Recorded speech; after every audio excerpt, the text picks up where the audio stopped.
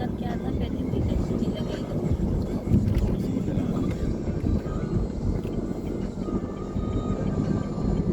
Yari din. Nahulog. May nahulog.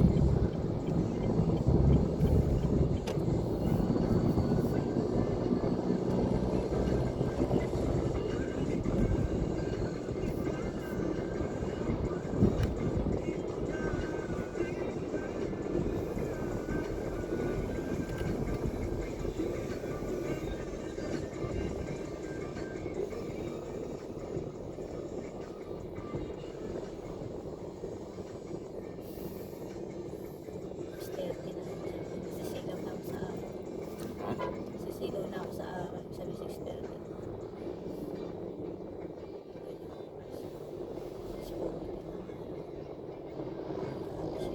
Okay na yung nasilaw ka sa araw kaysa nasilaw ka sa pera.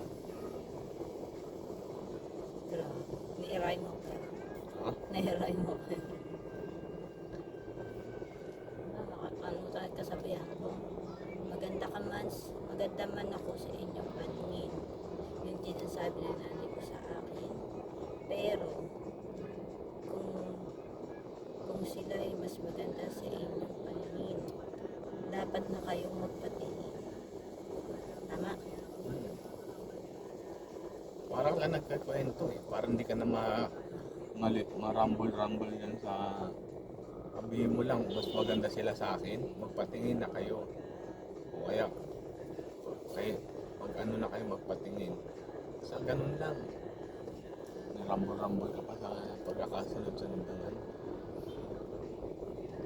Kaya nga, Basta yung idea. maganda yung pagkakagawa ng writing mo. Nagdagdagan sila. Sa inyong paningin.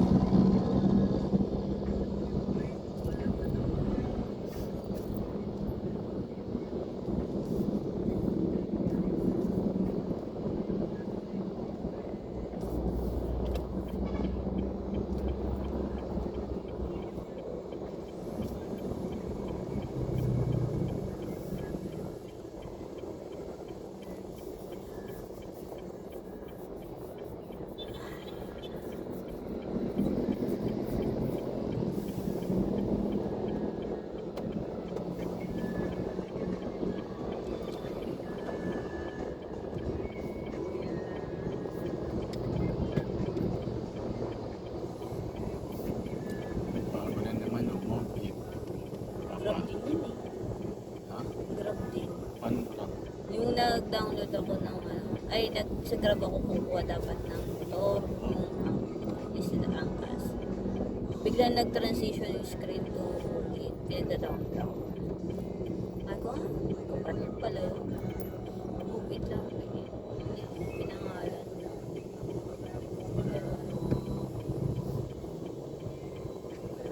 Ano siya ng Grab. Angkas na, Food Panda pa, Grab pa. Tapos kulay-pula, di ba? Ano na yun? Tapos green sa Grab. Parang confused. Ano nga eh, deceiving na sila eh. Akala mo, Para ano pagkakaiba. oh, Open loop daw ang ano eh. Joyride eh. Sabi ng sakyan ko nung nakaraan. yung Grab yata na motor, Grab food lang. Yan yung katumbas naman ng ang competitor naman yan, Lala Move.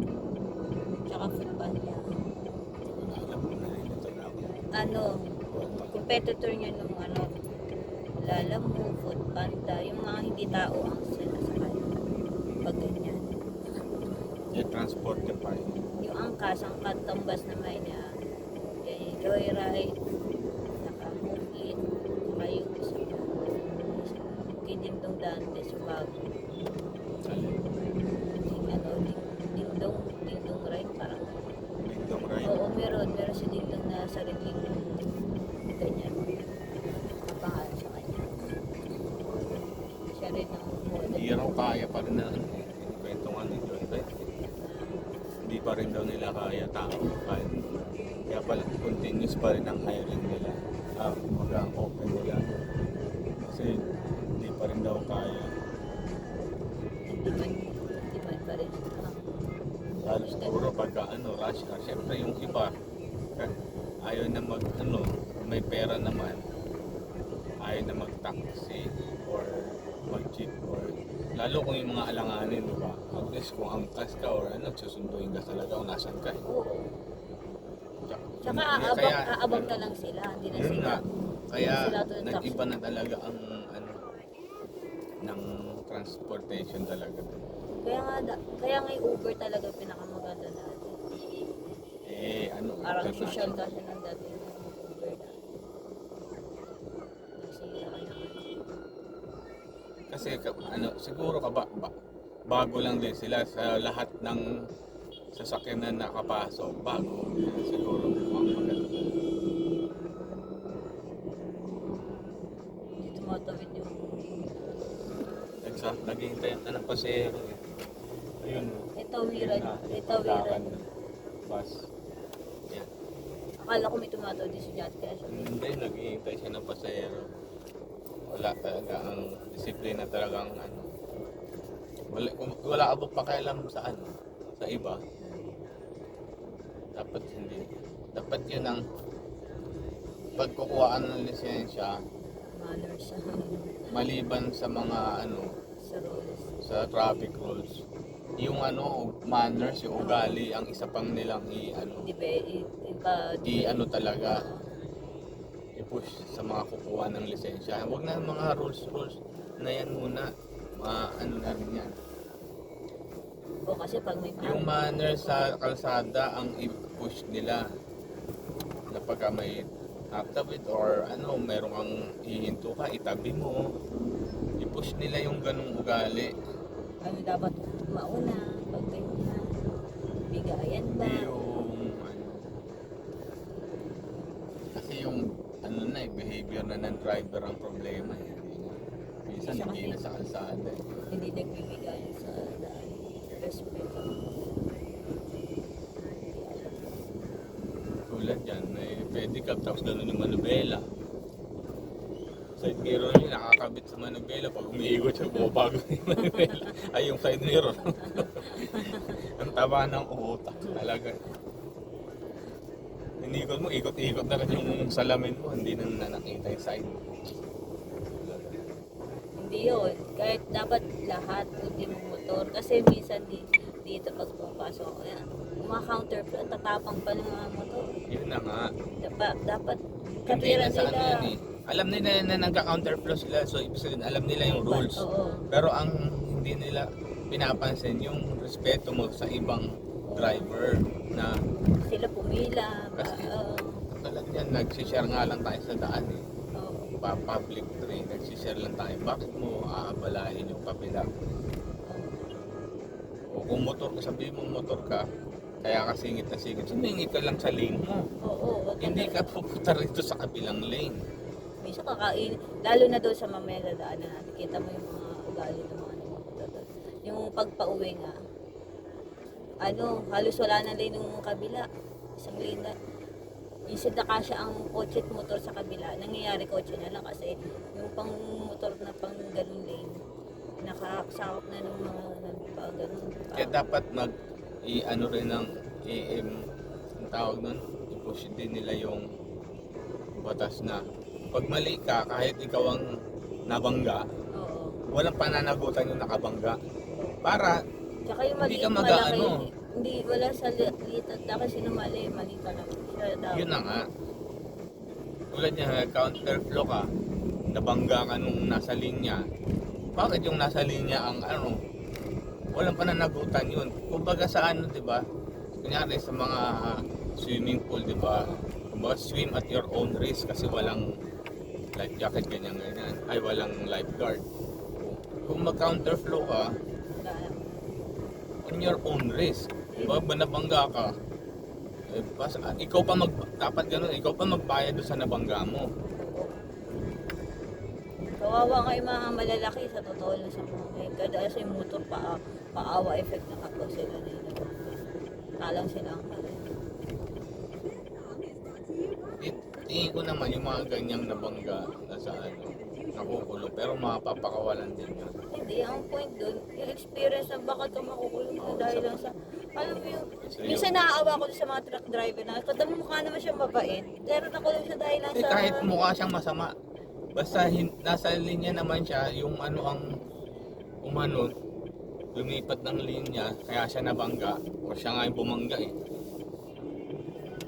Walang pananagutan yung ano, kasi para magtanda yung mga ganyan. Ang tawid. O, ito, nakaano pa oh. Ang kulit na. Bigla, napadaan lang yan, nakita niya, uy, gusto Kuya. pumasok nito ah. Bigyan ko, ano ko nga to, kung ano nagta-traffic dito. Only in the Philippines. Oo.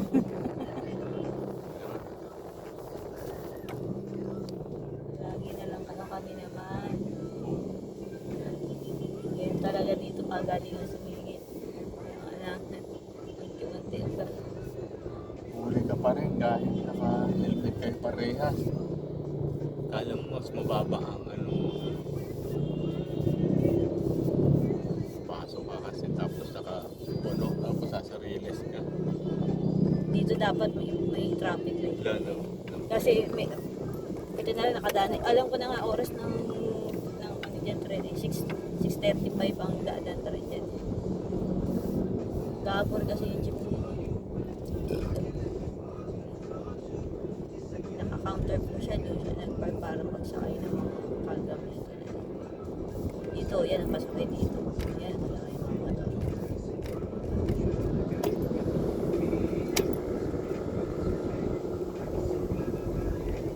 Tama, yan mga ang kasawa. Tama. Ganyan yan.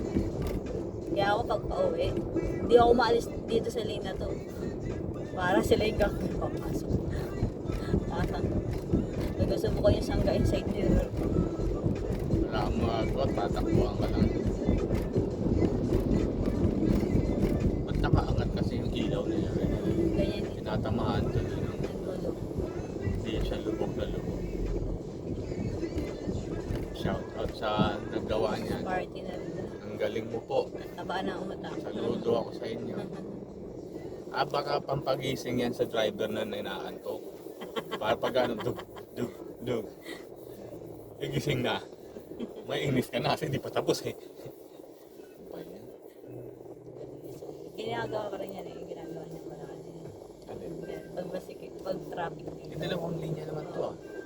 Minsan may mga buraot na nakapila dito. Pag sumisingit ako ganyan, mararamdaman mong ayaw niya magpasingit kasi talagang gigitna niya yung kotse niya. Yung dalawang nakagitna siya. Hago-hago. Pero tuloy Ang to, di damot. ba? Oo, tuloy nga. Oo. Minsan nga may mga madadamot. Gigitnaan talaga nila yung dalawang yan. Hindi nga na makakapasok yung isa. Para sinabi niya siguro na isang linya lang. Oo. Para wala nang Okay. digitan. Kasi masisingitan Masyado kasing ano eh. Medyo makitid. Pero kaya yan. Kaya talaga. Tulay naman talaga, ginawa naman talagang tulay. Pero parang hindi. Actually, pang ito, tricycle motor yan. Yan madalas yan dapat ang papasok yan. Kaso nangyayari nga, pati kotse. Kaya dito minsan yung mga ano, kasi sabi ko, wag naman dito, yung mga motor, dito pa rin pag gusto, ayaw nila dito binibigyan. May mga mababait, sanay na yung mga motorista dito lang talaga sa lane na to. Bira lang ng buburaot na sinasako pati yan. Alam kasi nila sa tricycle dyan, kasi may terminal ng tricycle dyan sa kanto na yan, sa may 7-Eleven. Kaya lahat ng ano dyan dumadaan. Eh, minsan may pasaway lang talaga yung mga motor.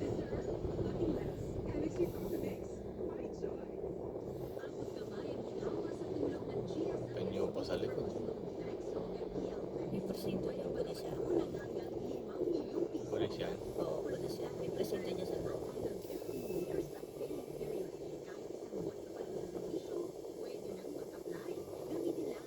Yan, terminal. Isa pasaway yan. Ngayon may bantay. Diyan may pila ng tricycle dyan. Kaya talaga isang lane lang nagagamit dito. Kaya pala, MPB.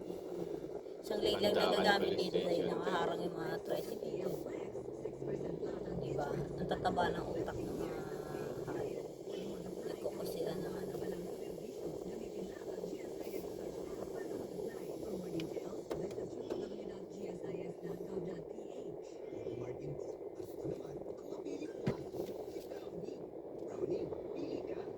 Di ba, ginagamit si Cardo Dalisa yung nakadila. May nag-memes nun, yung bayawak ba yung na nakadila? Ano? Yung bayawak yata. Na, Tapos dinikit yung video ni Coco Martin na nakadila. Ay, gago rin. Nadaan ako ng kagam. Gago talaga. Cardo Dalisay daw yung bayawak na gano'n. hindi naman kasi Fernando po yung gano'n. Dito ang babaan ng tricycle. Pero minsan, nagiging terminal din nila yung pila sila dyan. Para dyan, pagbalik, kukuha na dito naman sila kukuha ng rasero. Eh pagka hindi siguro rush hour, pwede. Puno ito ng motor. Mabubisit ka, pagpasok mo pa lang doon, puno na ng motor hanggang doon, ang haba. Bisit na Ayun pala ang pila nila. Yung nga, kaso nga, hanggang dyan, maabot sila dyan. Pag marami na. Oo.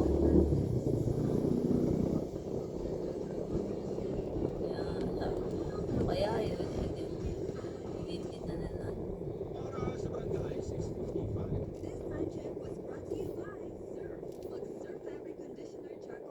Gabi, traffic dito eh. May sunog ng bumbero naman. Yan. Sa gitna tuloy siya. Kasi sabi ko pag puno na, Huwag ka na pumaan. na pumasok. Pasaway ka pa eh. May camera dyan eh, yari siya dyan. Huli siya. Kaya sa mga Yan ang driver, iniiwasan kong intersection. kita ng puno yung kabila kahit naka-green. Huwag ka na pumasok. Katulad yan. Nakarangan na yung kabila. Minsan, tigas lang talaga ng ulo. Ano ba naman 3 minutes na hintayin mo yung makikita.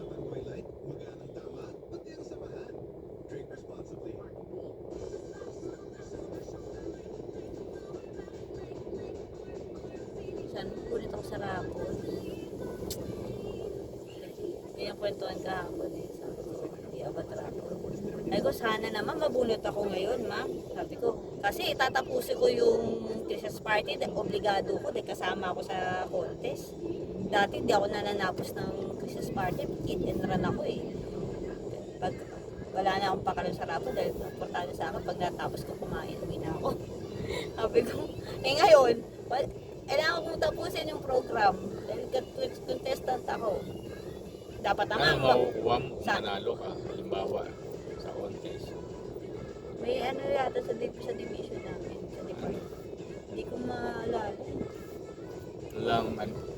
Walang premium. Meron siya. Pagod ka lang.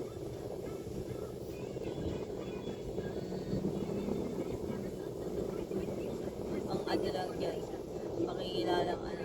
Tinatawag na nga ako Miss RLG sa third floor pag dumadayo ako sa third floor. Eh. Hindi ko nga pinagkakalat. Tinanong ko si Ma'am Ish, kakwento ako dati kong IS. Ma'am Ish, paano na naman sa third floor na ako kasali? Hindi nga ako maingay eh. Niloloko ko ng mga taga-sales eh. Yung mga ka-chokarat kong bakla doon. Ma'am Beng, may balita ko, ikaw daw ang rarampa sa inyo. Ganun ang bukas sa akin. Oh, paano naman? Tapos sasabihin nila, doon ko nga nalalaman yung background ng department namin. Naku, maghandaan mo.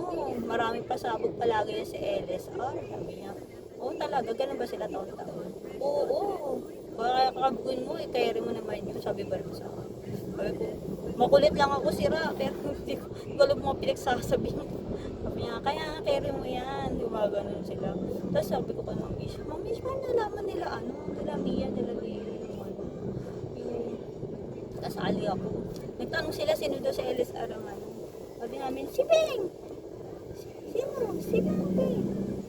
Ah, ilang yan. Aakit ako parang may duman sa kanila sa third floor na ano namin po. Miss RLG. Ilo. Baka matalo ko, magkaya pa. Tawag ko yung tawag. Pressure lang sa akin ko kasi last year. 4 na taon na pala silang defending. Panalo pala. Eh, malamang hindi na ikaw panalo. Kasi baka Sinabi kahit niya. gusto ka nilang ipanalo, baka sabihin Ayun. bias na. Sinasabi ko nga sa kanila, uy, huwag kayo mag-expect ha. Sunod-sunod Pumayag. na yun. pumayag lang ako, enjoy lang. Ma'am, Bing, kaya mo yan. Ikaw pinakabahan. Dahil kapon, nilabas na yung photoshoot namin na picture.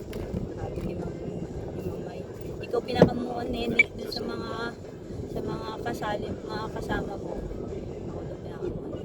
Alam mo, kaka-40 ko lang eh. Isa lang, nasa halos mag-50 na yung iba dyan. Sabi ko, wala mang isip ko na. Dapat lang. Oo, dapat lang. Ganun ko. Ang mahirap to, nung mas matanda sila sa akin, mukha kami magkaedad. Di ba? Gusto kong ganun na si mama, hindi ko lang mapakit. Sabi ko, dapat lang na ako magmukhang pinakabata sa Kasi ako kanila. talaga pinaka. Ako talagang pinakabata, nagkaka-40 ko lang. As in, kaya nga marami nagulat, kasali ako. Sabi, 40 ka na pala, Ma'am Beng. Sabi ko, oo. Dito ako nag-40.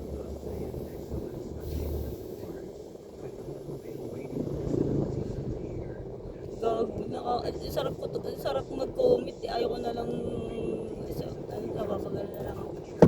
Malabang ako talaga pinakabata sa mga niya. Mga kang baby face doon, be. Ikaw mga bata. Ho? Ako naman talaga eh.